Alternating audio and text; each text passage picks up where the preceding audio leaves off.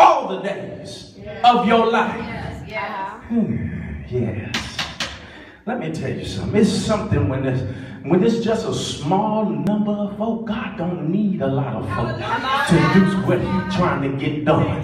He just needs somebody that can be faithful, that can be consistent, that can preach like there's 50 million people sitting in the pews, that can go and pray for everybody, even if they don't want prayer, that knows how to get back in the face of God. In this time and season, we got to know how to get back in the face of God and how to say, God, I need you right now. I don't trust myself and I don't trust you, but I need you to teach me how to trust, teach me how to live, teach me how to walk in the authority that you have placed me in, teach me how to be the prophet that you called me to be. You said that I'm able to root up and to pull down and to destroy. God, teach me how to destroy in the spirit. Teach me how to pray for those that can't pray for themselves. Teach me how to bring them to the healing place now, because the healing place now means that there's restoration for the lost, and there's somebody that's there that want to introduce you to somebody that can take care of all your needs. Wherever the sole of your foot tread upon, it shall be yours.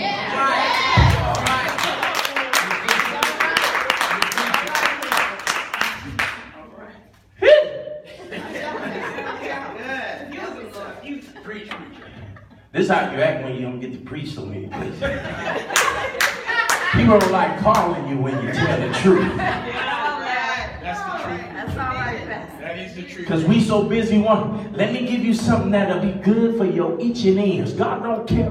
He don't want you to be worried about nothing. God got money on his own. He don't need you to try to help him to get something that already belongs to him. He just wants you to live right. He wants you to live holy. And then when we want to talk about you living holy, then we want to get into you wearing this and wearing that, and you got to do this and you got to do that. You got to look the part, but baby, I've still got the lust of the eye, the lust of the flesh, and the pride of life. Can you deliver me from this perverted spirit that I got? I got the long dress on, but I'm quick to pull it up. I got the right pants on, but I'm quick to pull them down. Can you help me with something that I can't get rid of? Can you help me to get past all this foolishness that is in my life? I've been raped at 5 and I've been molested at 7, and I come in living holy, speaking in tongues with the best of them, shouting with the best of them, but I still leave out with the same sickness that I came on in with.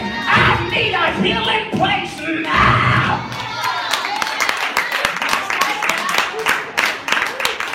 I need God to do something for me. I need God. I need thee. Oh, I need thee. Bless me now, my gentle Savior. Why? Because I'm crying from a pit that I just don't know where to go. I can't find no way for me. I can't find a place of rest for myself. But can I help? Can I please find a place for you? Because I will not give no slumber or sleep to my eyelids until I find a place for you. I need you to heal me now. Yes. All right now. Yes. All right. Since I ran my mouth enough. Chapter 6. Let me show you how I get through this. Then I'm going to sit it down. Joshua chapter 6. Joshua chapter 6. There were instructions that God gave Joshua, just like there are instructions that God has given this ministry. This is what God has been telling me. Now that I got all that out of the way, I placed you in this place because there's people in here that's full of pain, that's full of hurt, and they're looking for me, but they don't know where to go. See, the problem with Oakland is that there's a lot of churches with no power. There's a lot of ministries, but there ain't no power. There's no authority. There's no anointing. Everybody want to sleep with everybody. Everybody want to pimp everybody. Everybody want to do this and do that and want to live the way they want to live, but nobody wants to live holy. And God is saying, look, I found you and I put you in a place because I need somebody to be the light. I need somebody that don't mind fighting and getting their hands dirty when it comes to prayer and it comes to fasting and it comes to consecrating. I need some people that don't mind being a remnant. God always got a remnant that will not bail, that will not bow to Baal, and you are part of the remnant. Yes. You hear what I'm saying? Am I making sense? I didn't go to college, so don't, sometimes my words get a little discombobulated. I'll be talking. That's why I talk to my brother. I say, I like how you put that word with that word.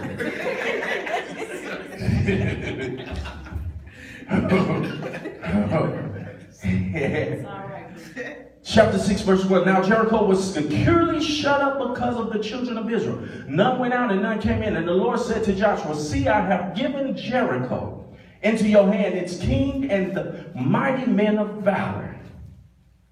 You shall march around the city, all you men of war. You shall go all around the city once. This you shall do 6 times.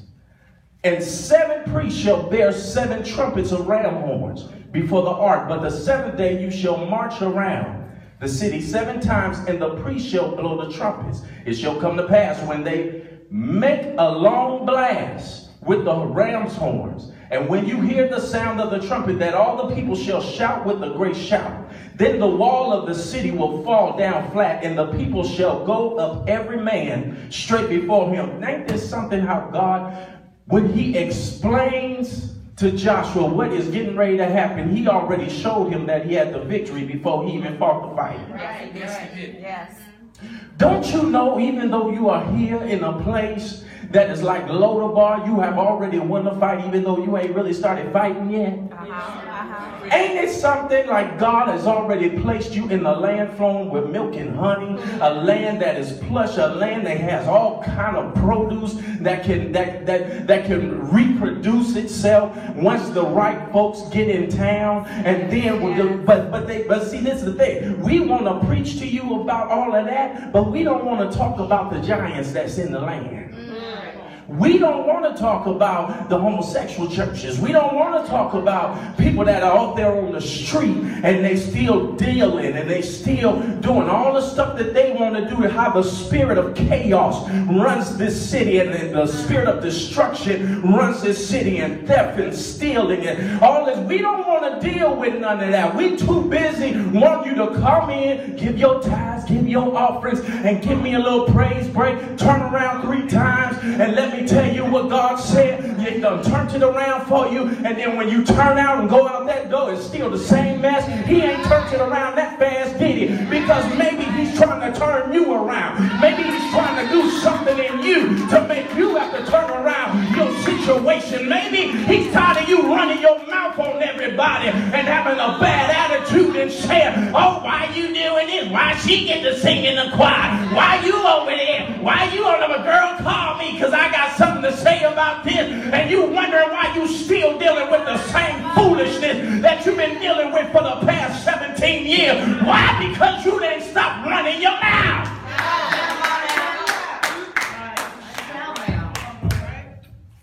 You should have told me before, okay? You preach. So he told him to walk around 6 times. 6 symbolizes is the number that symbolizes the flesh. 6 times he told him to walk around 6 times. But what did he do when he told him to walk around 6 times? Let me see if I can get to it real quick. Oh, come on, Jesus. Yeah. Verse number 10. Now Joshua had commanded the people, saying, you shall not shout or make any noise without your voice, nor shall a word proceed out of your mouth until the day I say to you, shout. Then you shall shout. Now mind you, 6 is the number of flesh. It symbolizes prophetically flesh. That's what it means. They had to walk around this thing 6 times for 6 days. No, once every day for 6 days. But they couldn't say nothing.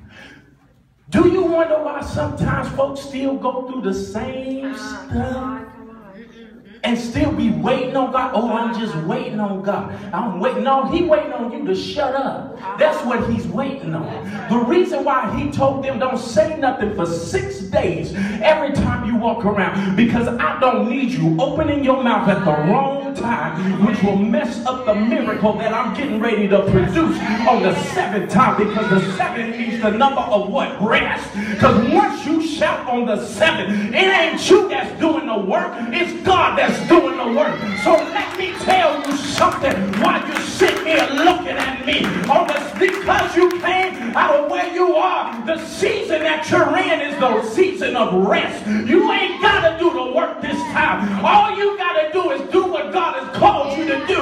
Keep my word, walk in faith, walk in love, and let me do the work. This is my fight, and I'm going to fight this thing for you. You ain't got to worry about taking over. God is going to take it for you.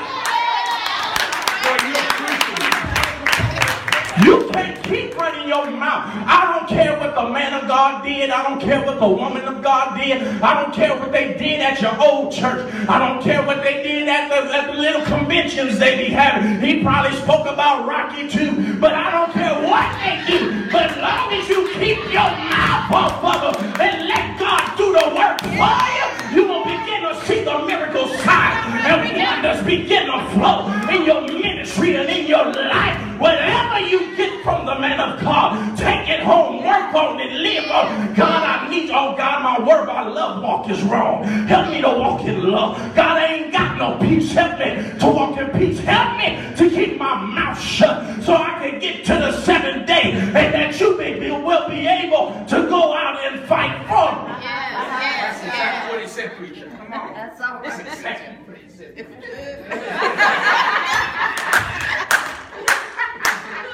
Yes, sir. You don't need to fight this. I told you I'm going to hit it and quit it. You don't need to fight this fight. The healing place now. Okay. You just need to be who you say you are. Yes. Yes. Let me tell you why. Because they're getting ready to come in off the street, and they're getting, as I was sitting in my seat, God told me, he said, I'm not going to just bring them in off the street. He said, there's also a remnant that is still in the 7-day Adventist movement that is being hurt, and I need to find a place for them, and I'm going to bring them in, and I'm going to bring them in. God says he's going to put everything together. You ain't going to worry about nothing. Just keep doing what you're doing, preaching how you preaching, living how you living. God said he had to get to you first so you can get healed, so they can understand what is about to be healed. Your marriage was healed, your mind was healed, your life was healed. Now God said, get ready to see what I'm getting ready to do in your ministry. I took you off of TV once because it was your flesh that was getting in the way, but now I'm getting ready to open another door for you, and you're getting ready to flow in ways that you never flowed before. There is going to be an anointing that is going to hit this house, and everybody's going to hear about it. Everybody in the Bay Area is going to want to find out who is the healing place now.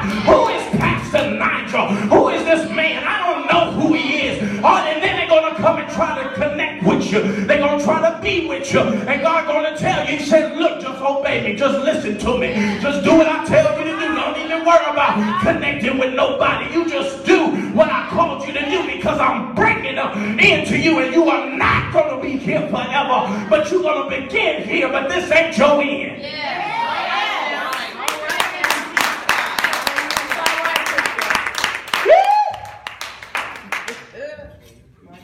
This is why the healing place now, not later, now. Because people need God now. That's right. That's right. They need him right now. They already running their mouth on your pastor. Oh, yeah. And I ain't even talked to him about that.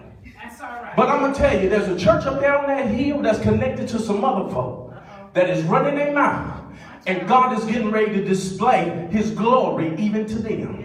He said, look, you ain't got no haters, you got congratulators. They just mad because they ain't you. There's anointing that they see on you that they envy. And God says, just continue to pray for them. Continue to stand in love for them. Because I'm getting